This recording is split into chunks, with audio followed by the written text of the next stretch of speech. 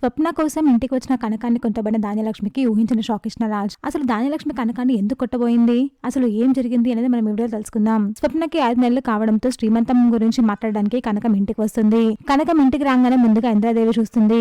రా కనకం, అక్కడ నిలబడిపోయావేంటి, ఇంటి లోపలికి రా అని పిలుస్తుంది. ఇంతలో స్వప్న, కావ్య కనకాన్ని చూసి అమ్మ అంటూ దగ్గరికి వస్తారు.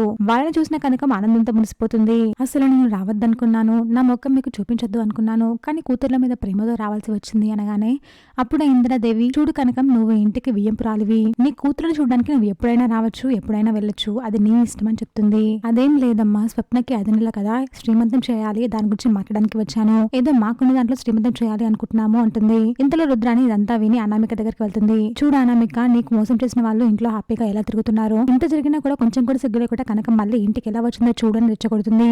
దీంతో అనామిక హాల్ కి వెళ్లి అత్తయ్య అని గట్టిగా అరుస్తుంది. దీంతో ధాన్యలక్ష్మి, ఏమైందమ్మా అలా అరిచావని వచ్చి అడుగుతుంది.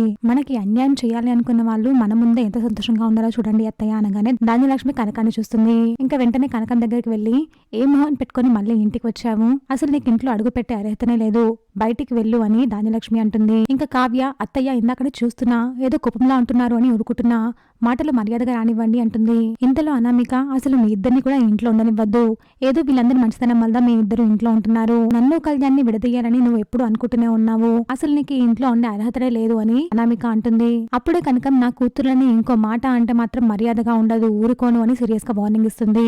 ఇంకా ధాన్యలక్ష్మి, నా కోడల్లే నిలదీస్తావా అని కనకంపై చేయెత్తుతుంది. కూతురుని చూడడానికి వచ్చిన తలతో ప్రవర్తించే తీరు ఇదేనా అని రాజు అడుగుతాడు. ఇంతలో అనామిక, తను మా గురించి తప్పుగా మాట్లాడింది అనగానే ఫస్ట్ నువ్వు నోరు మూసుకొని రాజు అంటాడు. అనామికను నోరు మూయించడం కాదు, ఫస్ట్ వాళ్ళని బయటకు గంటయ్య అని ధాన్యలక్ష్మి అంటుంది. తను నాకు పిల్లనిచ్చిన అత్తయ్య, నా అత్తయ్యను నేనెందుకు వెళ్ళగొడతాను అని రాజు అంటాడు. ఇంతలో అనామిక, వాళ్ళేంటి, వాళ్ళ స్థితి ఏంటి, వాళ్ళ గతి ఏంటి, వాళ్ళ ఇంట్లో ఉండడం ఏంటి అని అడుగుతుంది.